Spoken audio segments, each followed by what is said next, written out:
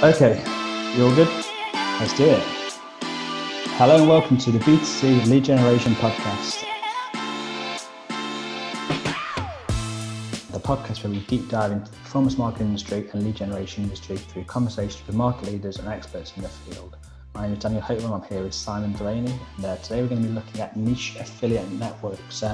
Simon, how would you describe niche affiliate networks? What do you mean when we say that?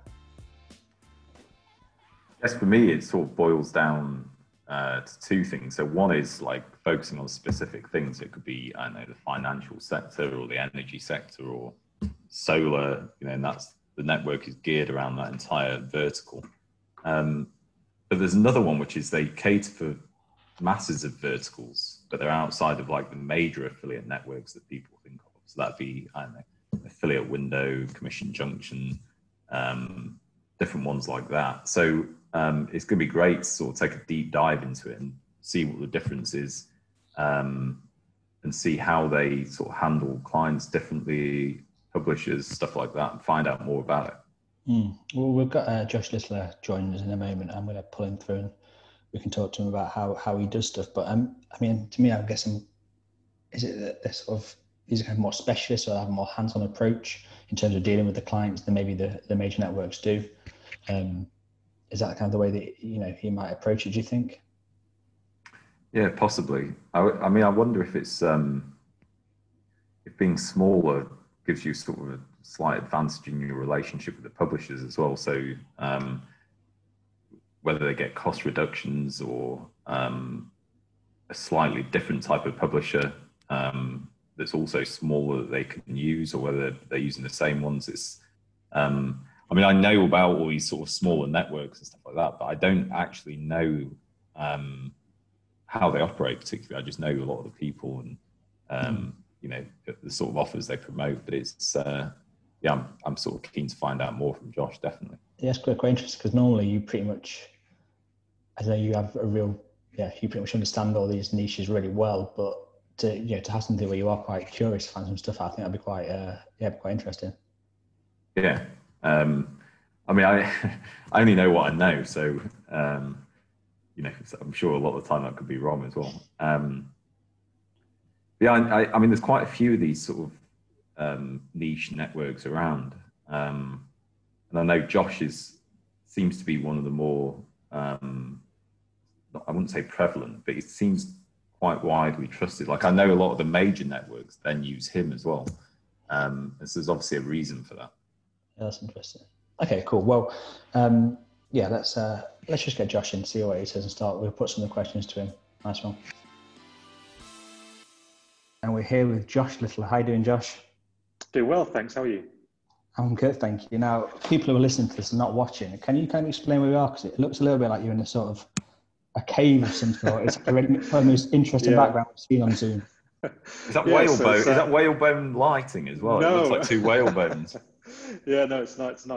We're in actually it's a 90-year-old Spanish village house, actually. So this is what you're looking at behind me is actually our kitchen, or the dining room side of our kitchen. What's behind the camera is like our countertop and so on. So it's a fairly big kitchen. But what this is here is what used to be attached to the horse to plough the fields. So we recently just hung it up on the roof, on the ceiling, to kind of give it that bit of a rustic look. These things here next to me, what they used to measure and to weigh things like almonds and cherries and so on. Oh, wow. And that big door behind us is probably older than the house, because it was bought when the house was built. So yeah, it's all a bit of history. All the stones are original, so the walls are probably about 3 foot thick. So it's really well isolated in the summer and in the winter. So it's we're about half an hour inland from the coast of Alicante. So very cool. It sometimes gets a bit chilly in the winter, but it's good. Very nice. Well, after we've been doing this, we've kind of weird sort of voyeurism into how people are working from home. It's becoming like the sort of a fascinating thing, and most people have got offices or the different variations on themes, and then you've come along with something completely different and they've blown it open. So it's quite interesting. Yeah, it's not one of those like fake backdrops. That, do you ever look up at the old farming equipment and when your fingers are getting tired from typing and remember what life used to be like? Yeah, and I'm thankful that only my fingers are tired. So Josh, I'm going to just give you a little sort of introduction, and specifically I kind of want to just talk about what you've done so people listening kind of know who you are, know what you're involved in. Obviously we always the aim is to get people into this podcast who are kind of experts in their field. So more than anything, I kind of want to talk through some of the stuff you've done just so people know to listen to you and pay attention to what you've got to say. But so yeah, Josh Littler has years of experience in the digital performance marketing industry. He's worked for companies like AdSalsa, Verso Group, and was head of affiliate network for the Affiliate People. He's also the co-founder of marketing agency and affiliate publisher at Digital Mojito. Now, just to kind of get started, Josh, can you tell us a little bit about Digital Mojito and what it is you guys do, and specifically your affiliate network, how you got started on that? Quite interesting. Perfect. Yeah, so it's actually a bit of a coincidence because today is the day that we set up Digital Mojito 4 years ago. So it's like perfect time. Fourth birthday. So it's it's a really exciting open day. The Evian. Yeah. So it's we set up. No, that's the Siri getting involved, celebrating. So we set up Digital Mojito in 2016. It's me and my wife and business partners. The aim for me was to set up an agency / affiliate network that specialized in subscription-based products and premium advertisers, well-known household brands. We don't typically work with the likes of sweepstakes and things like that. It's just because it's not the sort of advertiser we work with at the moment, or Forex or cryptocurrency or anything like that. So we've tried to kind of stick within the good brands, well-known advertisers who have big budgets, who are open to ideas, open to try new things. And one key thing for us when we set up the business was transparency. So, I worked at various digital marketing companies, one of them being the Affiliate People. They were a big UK network. And one of the things that I kind of got going there was transparency. As an advertiser and as a publisher, I always thought, it's important for everybody to know what's going on, so everybody's on the same page, and things like fraud, problems with data don't happen. So, transparency was always key for us. It's something that back then hardly anybody did. We signed NDAs with our publishers, signed NDAs with our advertisers, and it's worked really well so far. People have respected the terms. It's been really helpful because it's managed to get us in the door with big advertisers. We've recently, become a preferred publisher of CJ. So, we run a lot of their lead gen stuff as well. And it's all thanks to that. It's all thanks to having that transparency mentality to want to do things right, not necessarily deliver masses of volume, just good quality where the advertiser knows exactly what's going on. The publishers also have the transparency, so they know exactly what budgets we work with. What sort of feedback they get from the advertisers, from their traffic. So, we think it's important that everybody who's involved with this specific campaign knows what's happening. So that was one of the things that was our USP back then. Now a lot of people are doing it. It's becoming more and more popular. And then subscription products. Subscriptions are taking the world by storm. Anything that you can buy your medication with a subscription, you can buy socks, even entertainment. So we try to focus on that, and now we're starting to be in a place where subscription-based products and businesses are getting in touch with us because they've either been referred via other clients of ours, and we have that sort of affiliate and publisher who delivers on that sort of campaign pretty well, and yeah, that's more or less us in a bit of a nutshell, really. So. Cool. It's interesting you mentioned transparency because it's something that we always sort of preach as well. And from doing these podcasts, I think this is the third one, but we've done native lead generation with Joe Williams. We spoke to Chris Hadland about offshore telelead, which has always been like a really mysterious, opaque Yeah. industry, but it's one of the key things that's sort of coming across is the transparency. Yeah. And like how important it is, not just to the clients, to the users that are being collected, to the publishers that you're working with. So yes, it's really interesting that you're mentioning it, 'cause it's like a common thread that's sort of coming across. Sort of shows how important it is, I guess. Yeah, I mean, to me as a business, it was the most important thing, especially if I wanted to get involved with big advertisers. It was just a must. And you know, we've managed to work. We're managing to work with affiliates and publishers who respect that, who don't necessarily want to jump over us to get the offer direct or anything like that. Because we have that. We also have that relationship with the advertisers that if our publishers go to them, then they let us know and say, "Listen, this guy's trying to approach us directly, just so you know." I think without transparency, things like that happen. And as a business, you know, we, as an affiliate network, we do take a cut from the margin. So we obviously rely on those relationships still being respected. So that's also another thing that's key for us. Yeah. Cool. Yeah, it's really interesting. That's really becoming a big theme straight away, isn't it? And the people we're talking to are doing well are the ones that are embracing that. So that's it's nice to hear it when people bring that up. It's really good. So just before we get too deep into it, just to sort of set the basics for people listening. Could you give us a sort of an overview of affiliate marketing and kind of how it differs from other types of lead gen and kind of what makes it unique for people, for people listening? Yeah, so from my personal perspective, affiliate marketing is entirely performance-based or results-based. So whereas with native, PPC, anything like that, it's mainly based on ad spend, on I would say a set budget, daily budget or monthly budget. With affiliate marketing, or at least with the advertisers I work with, we have that sort of relationship where we only get paid if we deliver results and if we generate their sales or their leads, or their actions that they pay us for, actually. So I would say the main difference is the fact that you can work solely based on results, and not have to allocate a budget.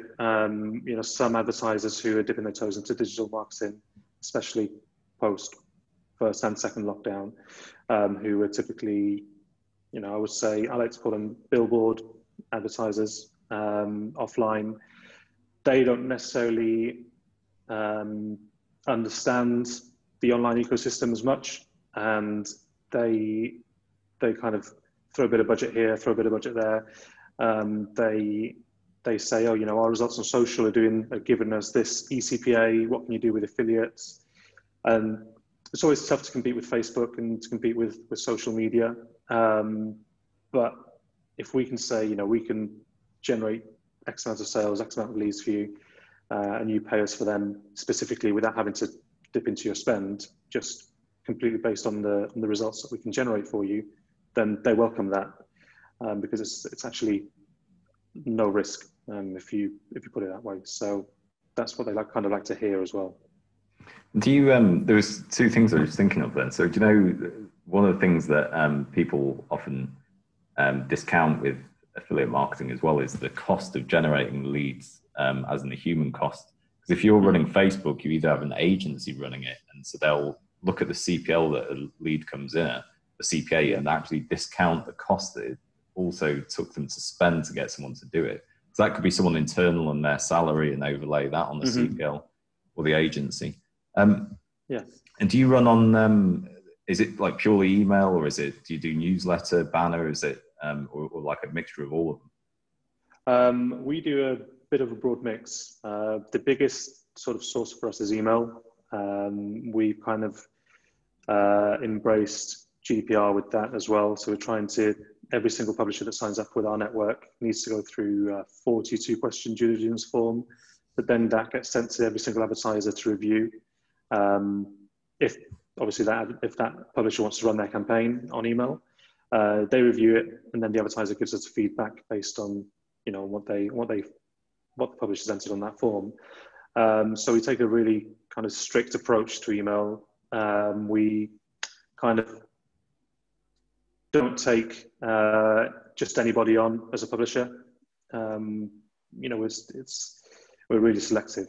And I think we also rely on our advertiser relationships to then, you know, say, we've got this publisher's joined our network. What do you think? Have you had an experience with them in the past? How does it work?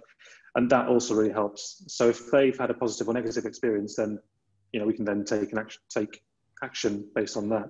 But when it comes to email, yeah, we have a really strict process. We, again, you know, due diligence, then based on that, we take a final decision based on the traffic. With regards to display, very similar, but we don't have that strict sort of compliance check in the background. As long as you can see a URL, as long as you can see that the copy is correct, so that the banner is placed in an appropriate area of the site that doesn't conflict with any other brands, that's really all we need, and all the advertiser needs, to be honest. So our biggest channel is email, and then followed by display through, you know, your voucher sites such as your Top Cashbacks, Quidco, and then freebie sites, things like that. Do pretty well with a lot of the advertisers we work with, mainly subscriptions. So yeah, I would say they're our top two sort of channels. And it's the great thing with transparency, right? Is that you can just be open book about everything. Mm-hmm. That's why you do it. It actually removes a hell of a headache from people when you have to think about like hiding things or, you know, exactly. Whatever. Yeah. So when it comes to sending email previews, I just literally resend, and that's it. I don't have to hide who it's come from, deactivate the unsubscribe link or anything like that. I just literally send what I've received, and then, yeah, and it just gets approved or declined based on that. So it's makes conversations really easy.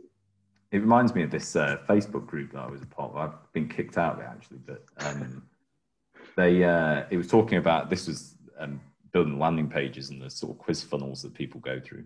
And they were saying, we don't want our clients to actually know how we're generating the leads in case they copy them. So what they suggested on the group is actually create two funnels, one a fake one that you send to the client, and then run a second one that's real. So I was like, why would you do, that's just the most incredible thing I've ever heard of. Like, how is that to start a relationship with a client that you're going to be working with to generate leads? Is that actually you're not even showing them how it's done? But this was being advocated, right, by like several people on the forum. It was unbelievable. Wow. Yeah. Yeah, no, we don't do that. No.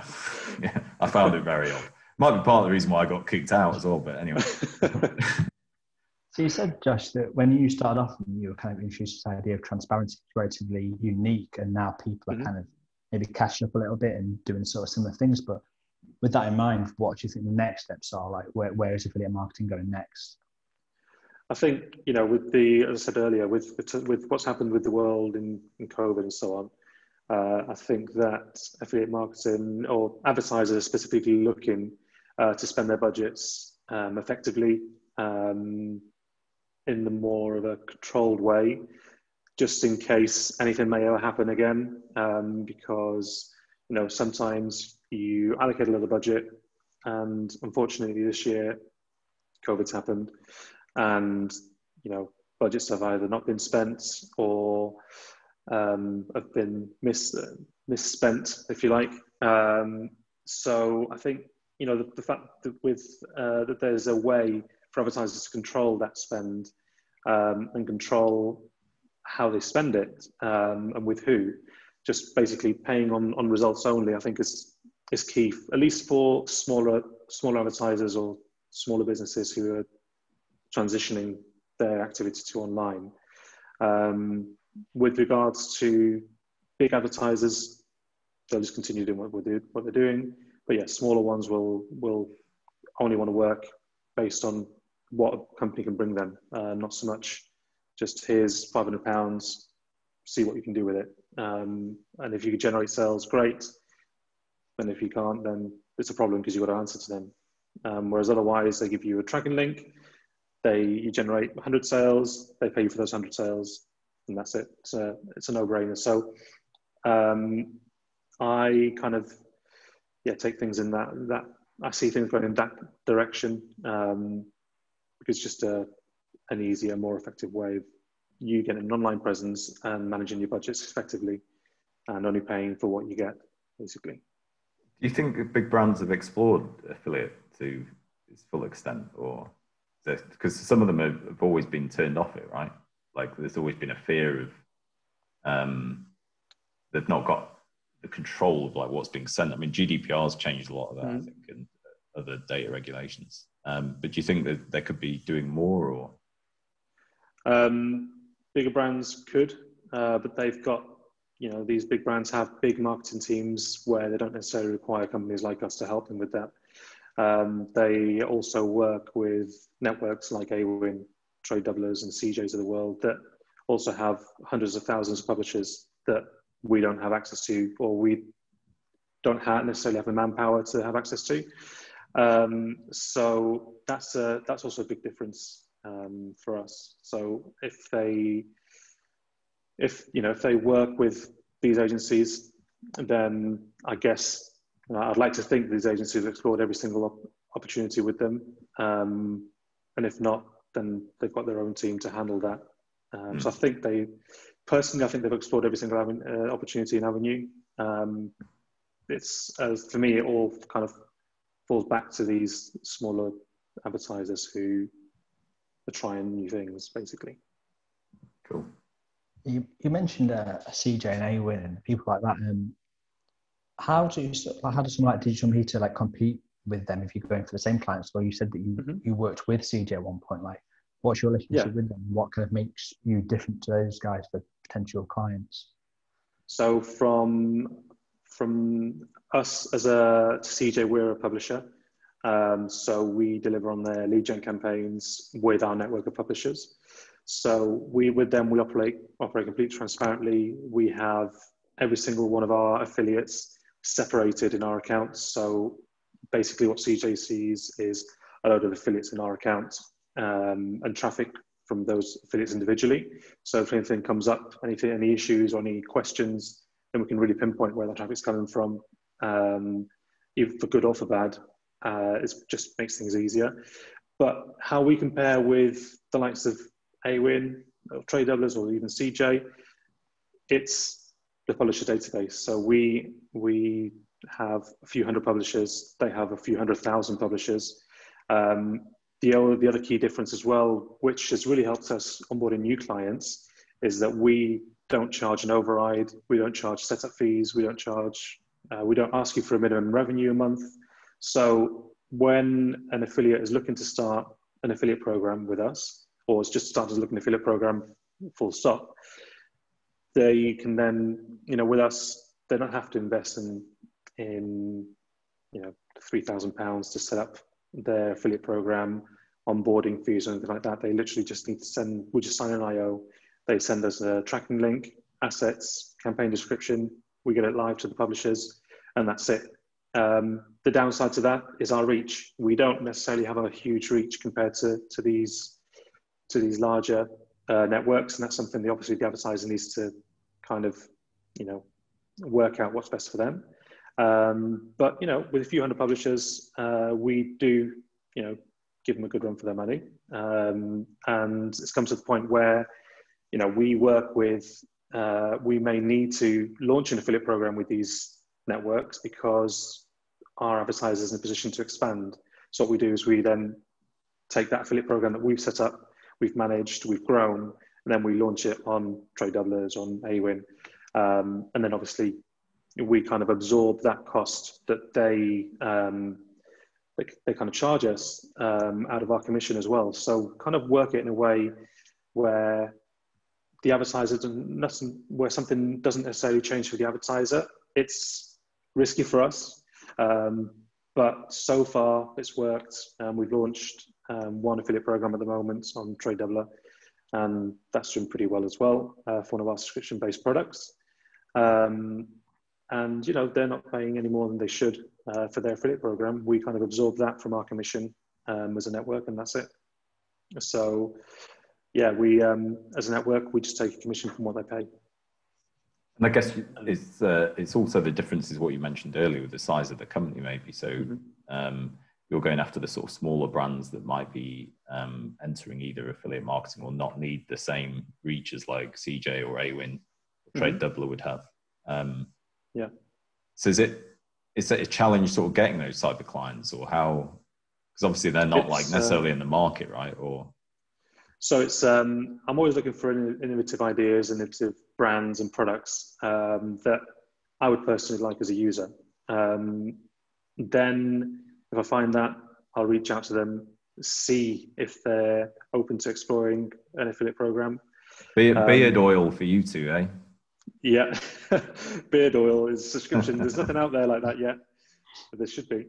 But yeah, no, I would say that that's the biggest issue is for me is obviously servicing those advertisers. But yeah, if these advertisers are in a position and they would like to take a leap of faith, if you like, and work with a smaller network like us, the difference as well is that we can respond to any requests they may have in minutes, not 48 hours, 24 hours.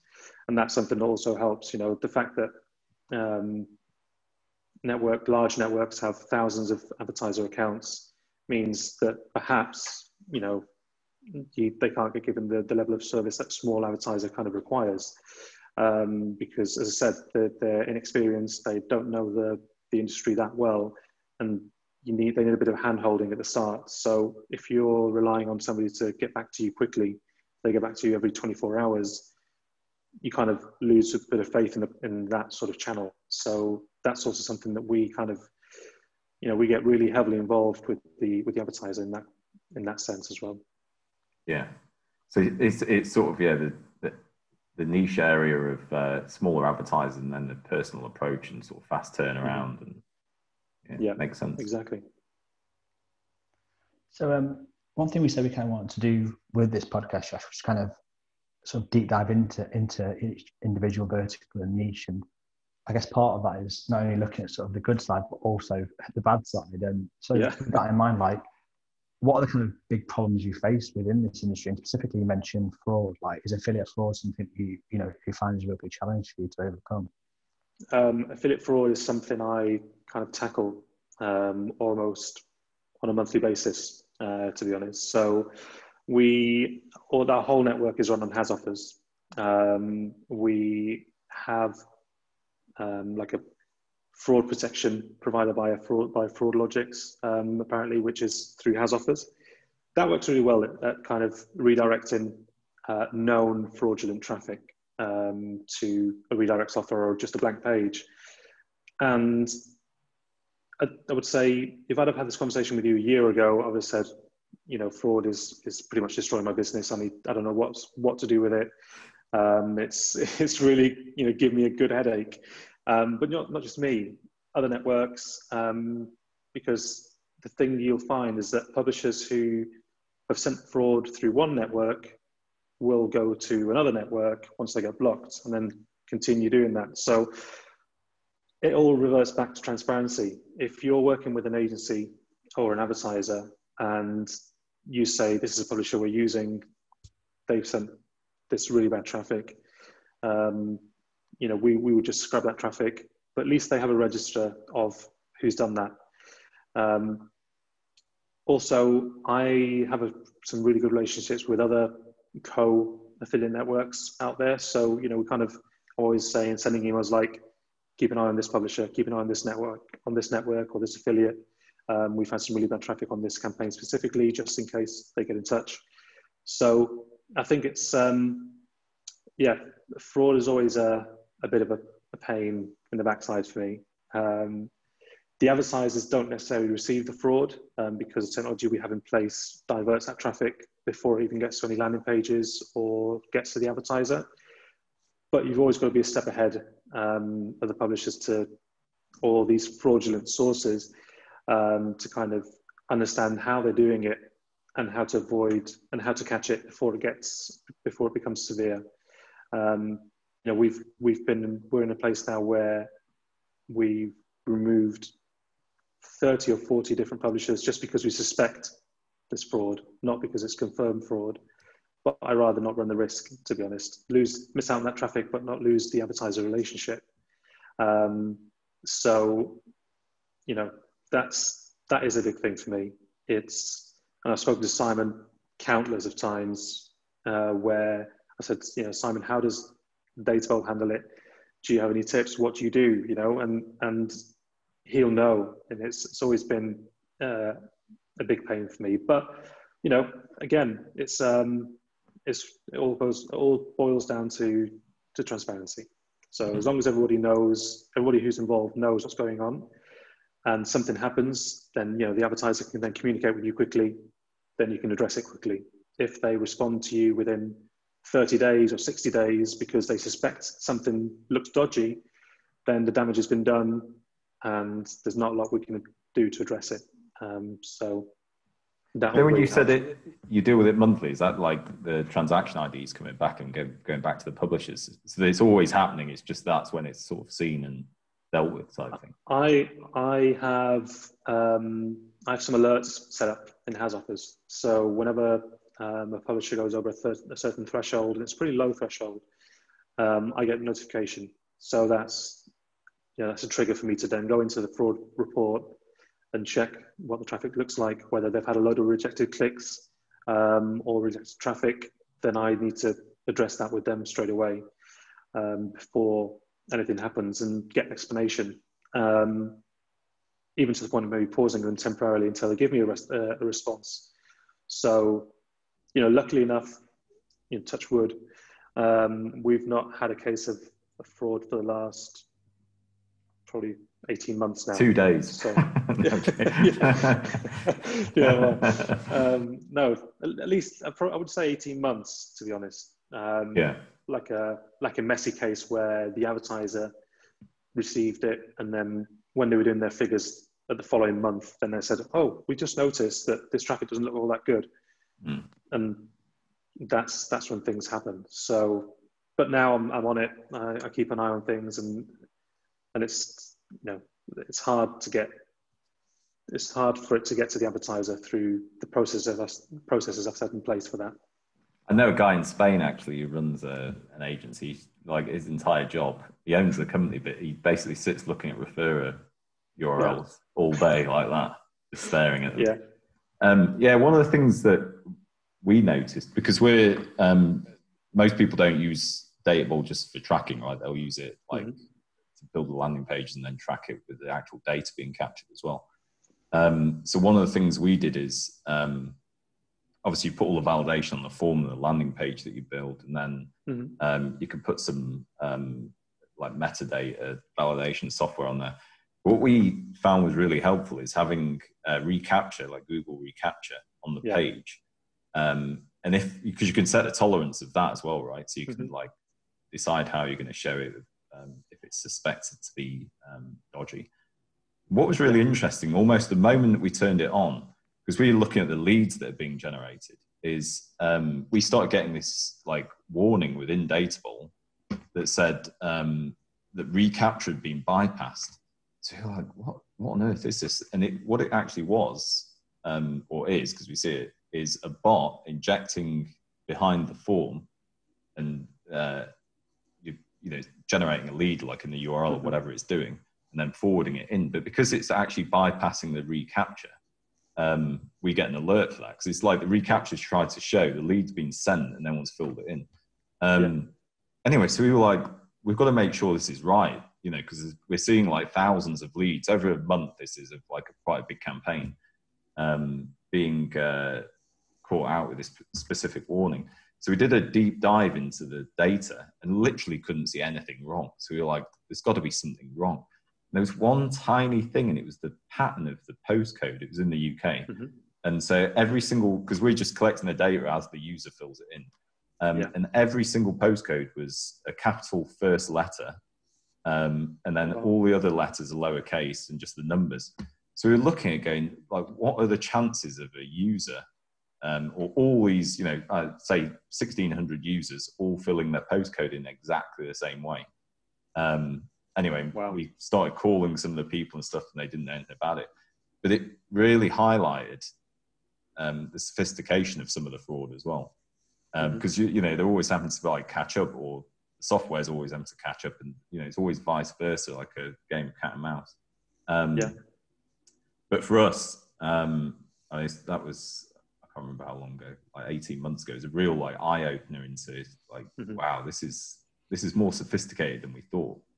Yeah, it's hard catching it out, especially if you don't have access to the data and you rely on the advertiser to catch that out. Then it's almost impossible to find it, to be honest, as a network. Yeah. All we see is the traffic coming in. We can't see what happens after. We can't see what happens on the transaction once the lead has been delivered to the advertiser. We don't. So yeah, I guess it's different for sales as well, because it might be harder for the fraud to be committed, because that was just specifically for lead gen. What was interesting as well, like even the IPs were all different, and they matched like at locations. You've never seen anything like it. It was pretty incredible. Yeah.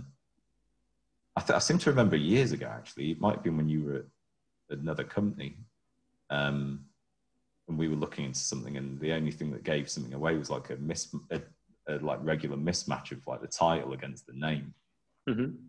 There's been loads of cases about. I mean, for me, I've always found when I was looking through files back then, you'd find maybe the first name and last name would be completely different to what was on the email. So it wouldn't be, most people have their first name or last name in an email, or the majority do.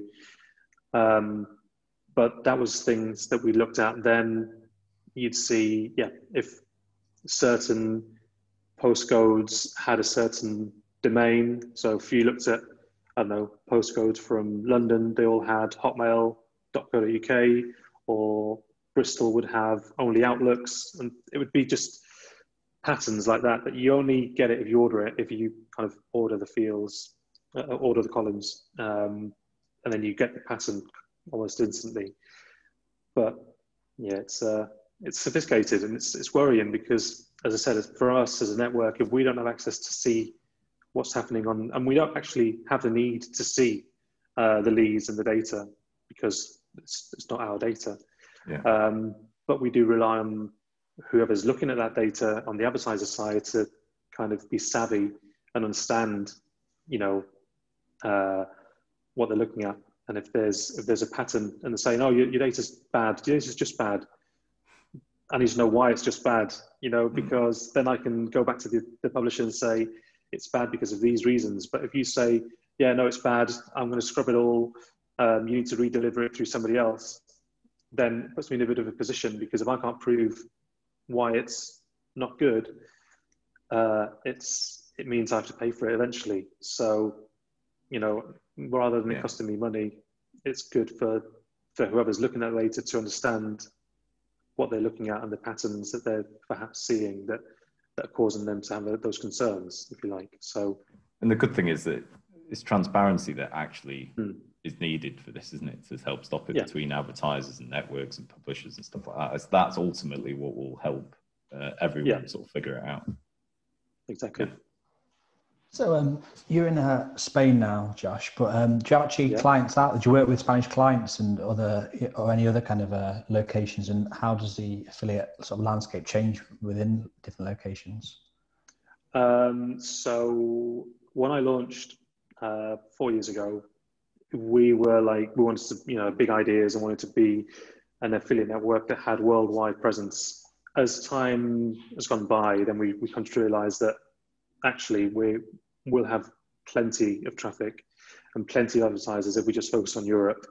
We don't need to have US reach, because the US is a really highly competitive market that's been going for years, as has a European market. But as we're here, there's no time zone difference. It just makes things easier. And at the end of the day, I work for myself. And I only have so many hours in the day to do that. So I think if we kind of stick to our own time zone, that's kind of what's helped us kind of be in a position where we are now.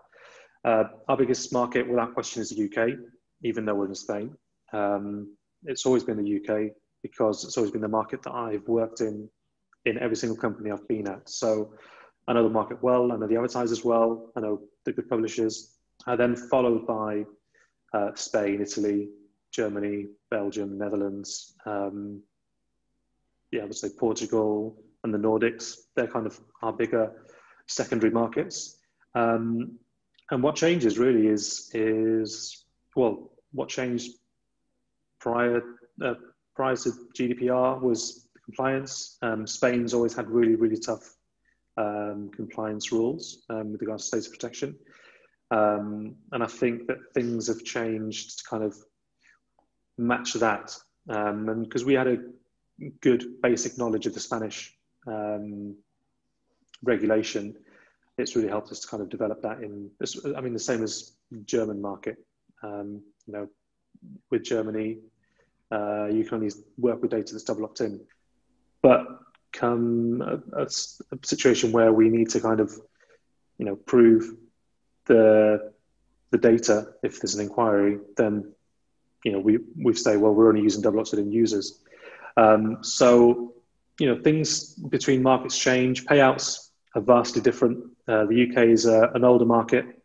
So if you launch a campaign in Spain or Italy, then, I always kind of see the UK as being I think it's wrong for me to say a couple of years ahead. It's not. It's just that the affiliate marketing industry, I think, has been around for longer, if that makes sense. So you always find that advertisers are willing to pay a little bit more in other markets because there's maybe, not so much now, but before there was a bit of a lesser demand for online. But now there is. Now I think it's kind of all balancing out to, we've got one advertiser who pays the same rate in every single market in Europe, then pays a different rate in the US, and then pays a different rate in Australia. But that's great in some countries and bad in others, though, right? So some you kill it, and others you're like, we've just lost it. It's just a question of margins then. Yeah. So, the countries where we do more volume will take a smaller margin. Those that we do just because we can generate the volume there. But those that we do a lower volume will take a bit of a bigger margin. And then it's just a numbers game at that point. And would you say, is there any difference in the way campaigns are structured or the processes that have gone through or the way business is done between each European country that you operate in? My wife, she works for, her biggest client is a Dutch company. They're a Dutch casino affiliate network. Very straightforward, right? Yeah. So they do business their way on Skype. They, straight to the point. But again, really flexible. Whereas, me dealing with UK-based clients, they like to be on the call. They like to have a bit of a chat first. Then you send over a proposal, then that gets reviewed. And there's a bit of a longer process involved. I think, especially now in the UK, I think that's what I've noticed when onboarding new clients. In Spain, things move a bit slower, to be honest, as they do in countries like Italy or Portugal. They just generally move slower. Publishers are slower to react. So you've got to kind of prepare, if the campaign pauses, you've got to work out, I'm spending this much budget a day and I've got I've got X amount before I hit my cap. Let's send out an alert now just in case, so everyone's on the same page. 2 days before you're meant to. So why do you think that is, though? I think it's just a culture thing. We, for example, without going any further, behind us, this kitchen's about a year old. And the builder took about 6 months to do it up. Whereas, imagine in the UK, you'd be like, I want it done in a week. And it would probably get done in a week. Yeah, it would, I'll come by tomorrow. Actually, it's August now, so we're going to go away on holiday now for a whole month. So they leave us with so I think it's just part of the culture and the way we are. I mean, I'm Spanish, I'm Spanish nationality, but my mum's English, so I kind of have a bit of both. I like to see myself as efficient, but then, I do have that moment in a day where I'm like, oh, should I leave that for tomorrow? or so I think I've got a bit of both, to be honest. I wonder, what would be really funny is if like your Spanish clients or Spanish publishers complain about you, like he's just too damn efficient. What's wrong with him? Why doesn't he relax a bit? Yeah, no, I mean, that's actually it's not happened, but may happen. Yeah, may happen. Sometimes we don't want to work with Josh anymore. He's just too on the ball. Just too damn quick. So you mentioned subscription services doing really well, I guess in light of COVID, or I mean, in generally, I think they're on the way up, but yeah, I guess COVID's really sort of exacerbated that. But are there any other kind of verticals or niches where you think that kind of lend themselves to affiliate marketing, or where affiliate lead gen could do really well in? I think generally e-commerce is always a strong vertical for lead gen. Even if it's just to generate subscribers to a database in exchange for a 10% coupon, 10% discount for the first purchase or second purchase. That's always a vertical that's out there. We run a lot of campaigns for clothing, beauty, that just literally say, I want to collect X amount of leads. My incentive is a 20% discount on their first sale. All I need is the email address. That is a no-brainer. They get their leads. They'll more than likely get their sale eventually. Maybe not necessarily at the time or the same month when the user registers, but that helps. And then also, users now are kind of more conscious about the spend. So anything that can help them save, such as utilities, anything like internet, insurances, I think they're really strong verticals for affiliates, affiliate lead gen, where, and I mean, let's face it, there's the online affiliate network world in the UK is becoming a crowded space now, where networks are launching their own products, their own lead gen products, and they've got a buyer in the back end that just buys that. And even more so in the insurance sector, utilities, because there's a demand, and also the users are looking for that. So yeah, I think those sort of verticals are working well. For me, again, subscriptions is just skyrocketed. It's been a really strong vertical for me, especially in the I would say the medication department. So we work with a few prescription medication clients where they send the medication to the user's address straight to their door. So it's been huge under COVID as well, right? Yeah. So when the UK went on lockdown, these advertisers actually stopped their spend in the affiliates because they were getting that much demand. This month, we've seen it again. We've seen a huge demand in our chemists or prescription medication campaigns, where literally users don't need to leave their house. So anything that can kind of give that user the convenience of not having to leave their home, but still, live their normal life, that's something that's definitely going to help.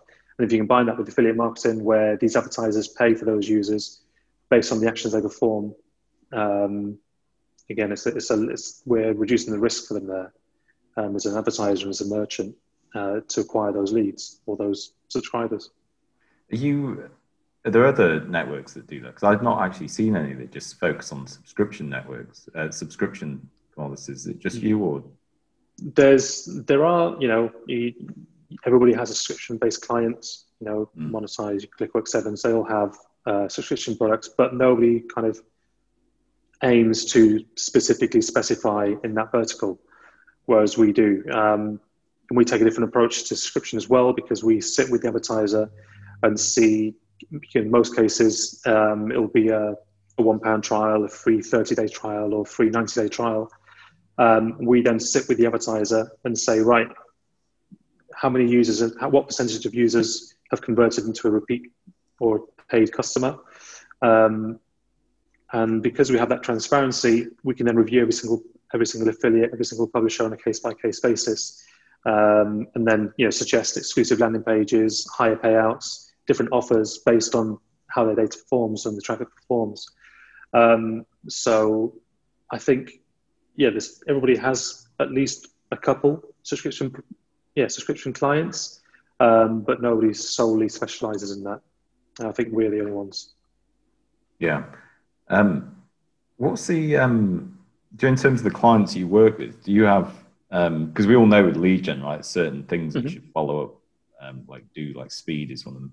What's the sort of biggest challenge you have with educating those clients, I suppose, especially if they're new to lead gen or affiliate marketing at all? What's the sort of biggest challenges you have around them as buyers of affiliate marketing? For me, is getting them to understand the ecosystem and how that data is generated, and then also getting them to react in an appropriate sort of time frame when they receive that lead into their CRM. Because in some cases, you can work with a client, you'll send them 1,000 leads in a month, but they'll only start working those leads after 30 days. So those you collected right at the beginning may not even remember. So it's important for me to at least educate them and say, right, the minute you receive a lead, what's your daily capacity? What can you collect per week, per month? And what can you work with? And then based on that, then we educate them and say, right, we need you to contact those leads pretty much instantly when you receive them, or in a some sort of time frame. And then also not to get them to panic when they receive a lot of volume, because typically when a send goes out from an emailer, the volume will come in bulk in a short period of time of 24 hours, and they kind of get a bit stressed saying, where's this data coming from? I don't know what to do with it. It's just sitting them down and saying, right, relax, work through the data. Let's maybe put in, if you're getting a lot of data at once, maybe put in an email funnel or some sort of email sequence where you keep that user kind of partly engaged until you're in a position to just give them a call and say, right, this is what we do. You submitted a lead through our online form. So kind of, educate them basically to remain calm and just work through the data, the sales that get in, and just not panic really. So is that easier in some geos and others that remain calm? Because in Spain, it's fine, just keep them coming. Well, in Spain, advertisers are also a bit, stingy with their money in Spain as well. So you might come to a point where they'll be like, well, I'm spending this much money, I don't know what to do with it, because I'm receiving all this volume. Whereas with the UK, as I said, it's the market I've always been in. So I kind of know that if you're not using the data, it's because either you don't have time or maybe just affiliate marketing is not for you.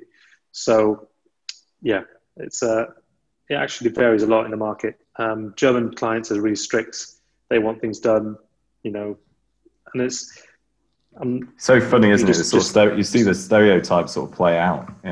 Yeah, and this is me just generalizing, because you do see patterns in the clients and the way advertisers work in different countries. I think Germany is a hard market to work in. It's not, especially, I don't know German, so it's sometimes communication is tough. So yeah, it's all I would say it's all a cultural sort of thing when it comes to working with clients internationally. Yeah. And just to touch on one thing that you said, where you're driving to their offers, what about the because when you mentioned that some networks or even agencies build their own landing pages and they'll have like a ping tree, for example, so they collect the data, they own it. So there's a few reasons for that, right? But one of them is that they feel like they can create a better landing page, for example, than what exists. So how do you sort of cope when I don't know, one of your clients sends over a landing page and you're like, this is just, nothing will convert on this. Do you have to get them to redesign it, or how do you sort of handle that? So yeah, I'll be honest with them.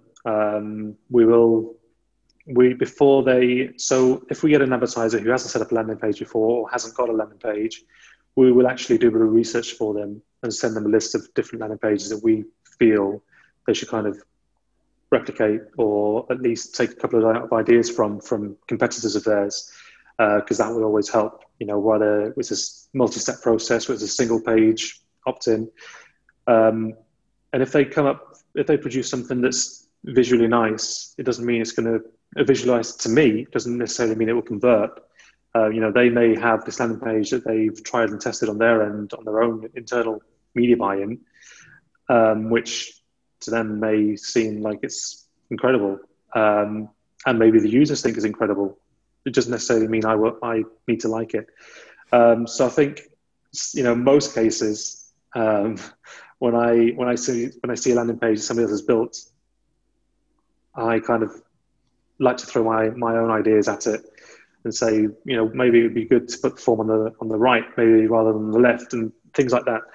So yeah, I mean, it's and if not, then I know you guys, and when I need to design my own landing page, I just reach out to you guys and use your own tech for that.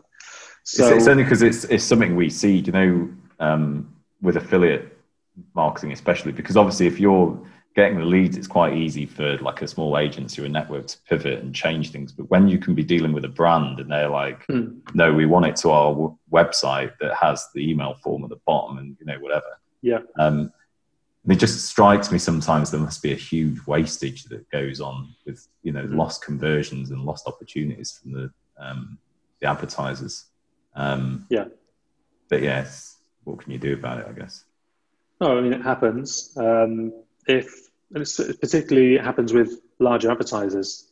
I always find that they feel they understand what works, and they feel they understand that how it's set up will convert best for them, where sometimes they're maybe not open to suggestions. So in that case, you just take what they've got, deliver traffic, and then once you've delivered that traffic, then you review it and say, right, this is what we've done to date.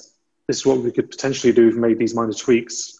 And in most cases, they would say, okay, well, we'll change that. We'll make these amendments. And then in the following month, they maybe see better results. And then at that point, they're more open to making changes. They're more open to maybe taking on a bit of guidance and actually looking at what other people are doing, what other competitors are doing to adapt to that. So yeah, I think it's just a process, and it's not overnight either. Yeah, definitely. Well, I think that's been really useful, Josh. I think you've covered a lot of really interesting points there. We do really appreciate your insights. It's really helpful having someone who can actually answer things really concisely and explain things to us. It's been really good. I just want to kind of end on, I just kind of say to you, what have you got in store for Digital Mojito and going into next year, what your plans are, and also if anyone's listening to this or watching it or whatever and wants to connect with you and maybe work with you, like how best for them to do that. Okay. Yeah. So my idea is to continue what we're doing. Basically, we, at the end of the day, we are a small business. It's just, to put it bluntly, it's just myself that does this. So it's we're not a big team at all. It's my wife and myself. We are hiring somebody from next month as well, in January actually, to help me with the admin, campaign setups, invoicing, things like that just take me a lot of time. So I can just focus on my own, working the relationships and the affiliate partnerships. But yeah, I think it's just a question of continuing what we're doing, continuing to work with advertisers that we feel identified with or that have products that we would essentially like to work with. And I think in the long run, it's to be that agency of reference for subscription-based products where, they come to us rather than we go to them, if you like, where we, not to kind of cut us out and just focus on that. But I think, it's what we do best. I think that's kind of the direction we want to keep going in. So yeah, I mean, if anybody wants to ever get in touch with us, we're always available through our website. We've got a contact form. We're actually redoing the website as well because I think it's 4 years old, so it needs. What's wrong with the little dog? Oh, the dog. Well, it's a story in itself. So the dog is actually my dog. My dog's called Mojito. So, so yeah, it's a head of a French bulldog. So I've got I've got one French bulldog. He's called Mojito. He's actually 11 now, so he's an old boy. But that's how the name came up. Back in the Atalta days, everybody knew me as the guy who owned a white French bulldog called Mojito, and I think it's just a natural sort of name to give the business. And just it's always nice when a business has a sort of story, a name. The business name has a story to it, isn't it? Quickly, one more question before we go is: you mentioned it's just you're doing like 99% of the work. Have you been working hugely long hours? Then you must have been pretty busy, right? Because you're, like you said, you've got a few hundred publishers that you work with, quite a lot of advertisers, several geos.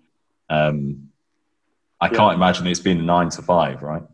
It's hard work. I mean, we do have a couple of consultants who work on a commission basis. That was actually started when we first launched the business because I wasn't in a position to pay anybody's salary back then, but now we potentially are. But the consultants we've always had have always kind of brought new campaigns on for us. They've always negotiated with the advertisers. We just pay them commission for doing that. So they're kind of an extension to us, but they're not officially Digital Mojito employees. Yeah.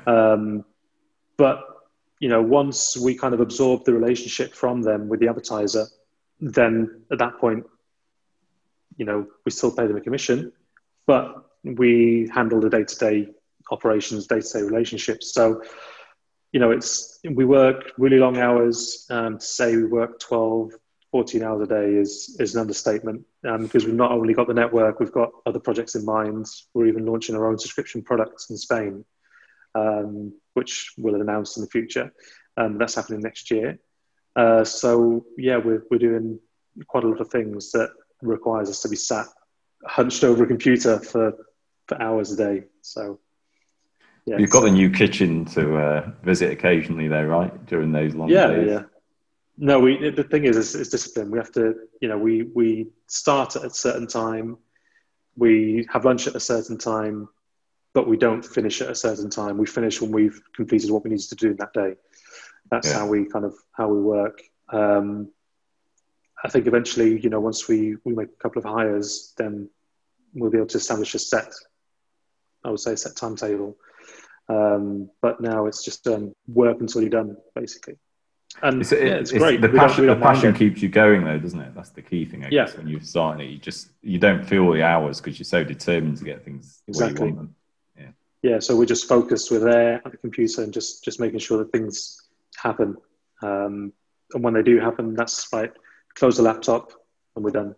And we just go and relax and stream. They just then pick up the phone going, I've got 20,000 bad leads. What you can do? And then no, I'll just wait until tomorrow. Nothing I can do today. Cool. Well, thanks for that, Josh. Thank you so much, Josh. Great. Yeah, thank you very much. And so anyone wants to check more out, is it digitalmojito.com? Yes, it is. Brilliant. Yeah. Okay. Yeah, thank you so much. And we'll catch up thank you. All right. Take care. Thanks a lot. Bye. You're listening to the B2C Lead Generation podcast, and now it's time for the post-chat rundown. It's pretty simple. We talk through the conversation, assess what we've learned from our guest, and pull out the key ideas for you, the stuff we think can make a real difference to your lead gen. Simon, what do you think? Did you find out what you wanted to? Yeah, it's interesting how the stereotypes sort of transmit across all industries by geo, which is quite funny. It's interesting sort of doing a deep dive into the smaller niche affiliate networks, how they operate, what gives them their advantages, which is like, focusing on it doesn't focus on a vertical, it focuses on a type, which is the subscription based brands, but then they're usually smaller ones that are going into affiliate networks, and the sort of advantages with the publishers that he has, maybe closer relationships, and the speed that he can turn things around and stuff like that. And I think we mentioned it on the podcast is the transparency. I mean, we keep talking about everything, but it's I think this is why it's a common thread across all the different people we've spoken to so far is the digital world can be, it's not murky because it's the world we like exist in, I guess, as well as the real world, but you can't, because it's not tangible and you can't feel it and touch it and everything. What's really interesting is that it means relationships matter more than ever, really. So the very thing that you feel like has taken relationships away, which is everything being done in the ether and online and everything else, actually means that the relationships and the trust and the transparency between the people or the companies carrying out marketing has to be even more open than ever. And Josh touched on that perfectly, you know, the way he does the due diligence with his publishers, the way he's completely open book with the advertisers about where the traffic's coming from. They get to sign every single publisher off. You know, at the end of the month, they go through the fraud and he works with them to clear it. So it's quite a sort of refreshing insight into that, I think. What do you think? Yeah, I mean, it's something we keep saying, be transparent to people. We say it to everyone we work with. We say it over and over again. We've been saying it for years.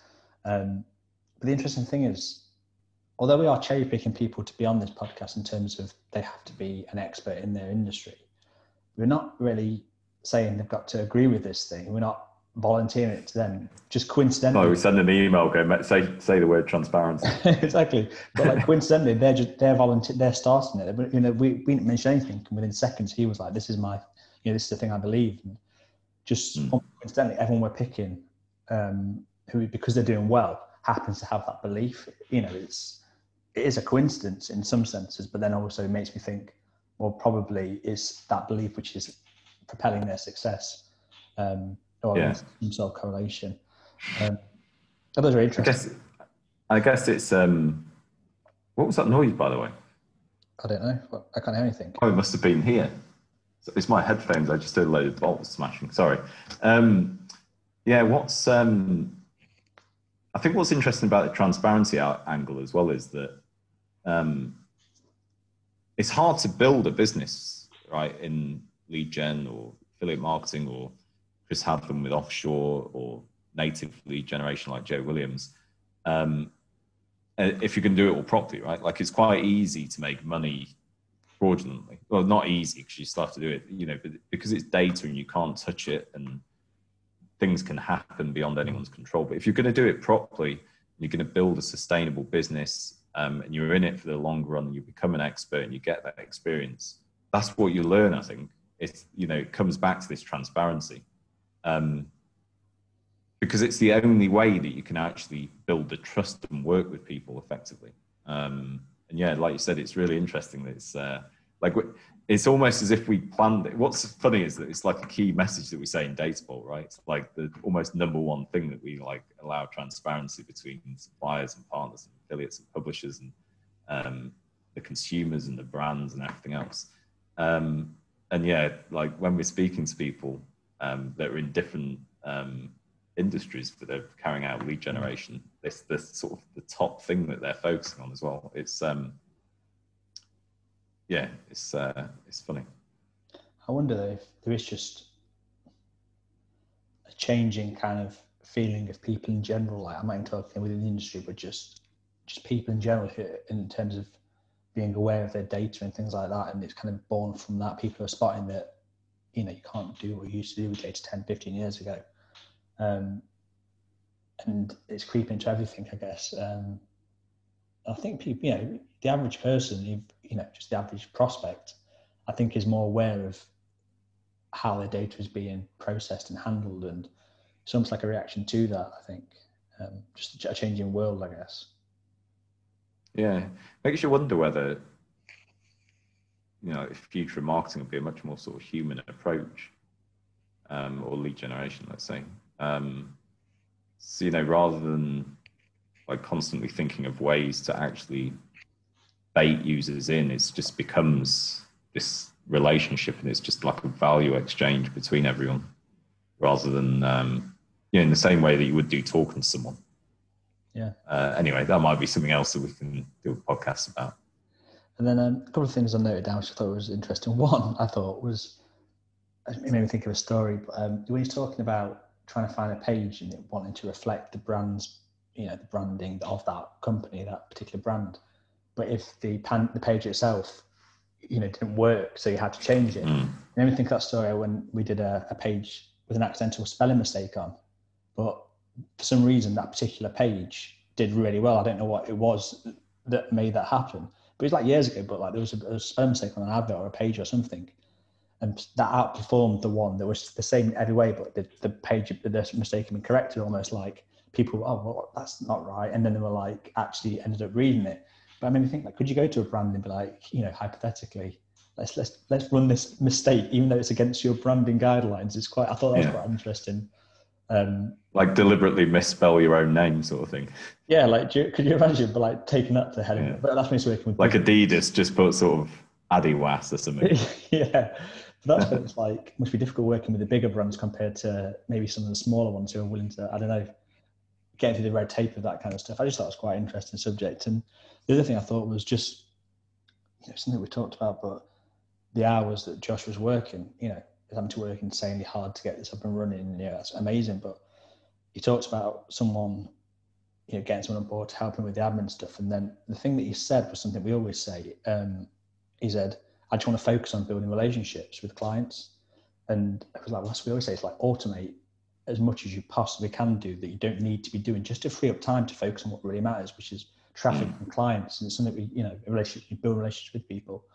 And I guess something else that he kind of just volunteered, which I thought, again, we didn't stay in the direction, he just said it. And I was like, yeah, something we've been saying, which is really cool. Actually, I saw this thing on LinkedIn, was it over the weekend or last week? I think it was some guy, Pete Laha or Lajar, how you say his name. And it was do what you like doing and what you're good at and just outsource everything else. So by outsource, he meant like either, genuinely outsource or hire people to do it or whatever. And I think, that's basically what like business comes down to, isn't it? Because those hours that you work, it's quite easy, well, not easy. It's a lot easier when you're starting a business to do it because you just have all this passion for it and that you want to build it and you've got so much enthusiasm and everything. But I guess, you can't sustain it for very long. And especially if you've got like a family or anything else like that, it just becomes like almost impossible. You sort of reach that point where you realize, am I actually good at like the admin bit of it? Do I really want to be sending invoices out? You can automate some of this, which I guess is the same as outsourcing. All these sort of little things that all business entails you to do. And I think it's, I commented on the post and just going off the topic of lead gen, for me, it sort of removes the hustle approach that everyone was talking about. Well, hustle bullshit, work 16 hours a day, sleep for 5 hours, get up at 3:30, do Pilates, go and eat a yogurt or something. And in reality, and that, for me, I think COVID did this as well. What life is really about is like, you want to do what you're good at. You want to spend your time doing what's efficient and, what you enjoy doing. So for him, he'll be speaking to clients, he'll be speaking to his publishers, get rid of everything else. And, we're all like that. And that's really, businesses, you want to make money and you want to be successful, but your success is also day to day. It isn't like the end goal when you sell your company for $1 billion or whatever. You've got to find happiness day to day. And he probably is doing, because, he lives in a nice part of the world. It's hot a lot of the time. It's not like the UK. He's got his business and working 14, 15 hours a day. But you soon hit that brick wall where you're like, this is unsustainable, got to try and dial this back and get other people involved, probably. Yeah, 100%. I think as well, there's a difference between working hard and working smart. You know what I mean? Like some people, they do just, like you say, I've seen those LinkedIn posts and people almost boast about how hard they've worked, how many hours I've worked. And there's nothing wrong with working hard. It's great. So, everyone should work hard if they can. But what's even better is working smartly and making sure that you're actually maximising your time and getting the most out of you, I think. Yeah, exactly.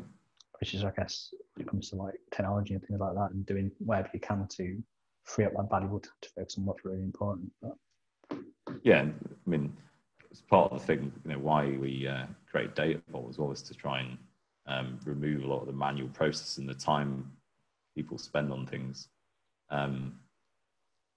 Because no one wants to be working 15 hours a day. I could do it for like a few weeks or something, but never long term. Yeah, it isn't sustainable. Yeah, absolutely not. Anything else you thought from him, or anything of interest? I thought the fraud thing was quite interesting. It was interesting that you said that a year ago. Like, if you asked him, he's like, fraud was threatening his business, and he was like, "Stop!" He seemed quite panicked, almost reminiscent about that. But now he's like, he can look back at that and realise that he's overcome that challenge. I thought that was nice. Yeah. I mean, from what I've seen, a lot of it is because you can put like technology in place, like we do the landing pages where we've got the recapturing aligned with the actual data that's being captured in the affiliate tracking. But if we didn't have that in place, that data would have gone through. So this is something maybe even more for a buyer of leads, I guess, that have come from affiliate tracking. I mean, personally, I suspect there might always be an element of fraud in most affiliate campaigns. Not all of them, but quite a few. And it probably gets missed because it might be quite low level. And the other leads are so good or whatever else is happening that, it sort of overrides everything else. But yeah, maybe a year ago he got hit big time by some really bad fraud, I guess. Cool. Well, yeah, it was really good. We'll get this up and running as soon as we can. But yeah, just to end it off, we'll say what we said last week, but just to kind of reinforce the message, if anyone's listening and would like to be a guest or like to discuss a particular area, then by all means contact either myself, Daniel Hopewell, or Simon Delaney on LinkedIn, and we'll get you on the show. Thanks for listening to the B2C Lead Generation Podcast, the show for serious lead generators. Be sure to hit subscribe to hear more from those at the very cutting edge of the lead gen world.